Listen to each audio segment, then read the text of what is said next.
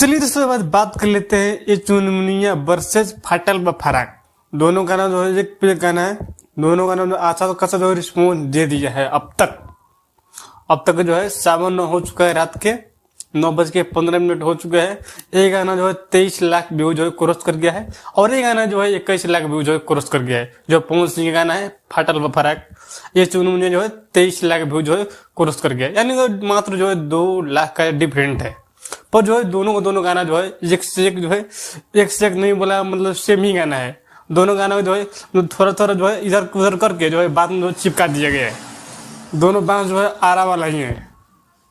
पहली बार हमको ऐसा जो है मतलब जो फील हुआ है कि भाई दोनों स्टार जो है एक ही गाना जो है मतलब गा रहे हैं।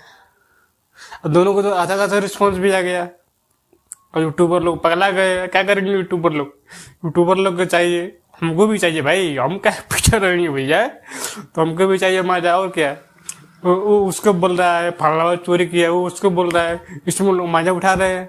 बाकी ज्यादा गंभीर होगा तो क्या होगा, फिर आपस में लोग करते बच्चे वो उनको बोलेंगे, फिर जो झगड़ा शुरू हो जाएगा। यूट्यूबर मजा लेगा, अपना व्यू बढ़ाएगा और क्या करेगा।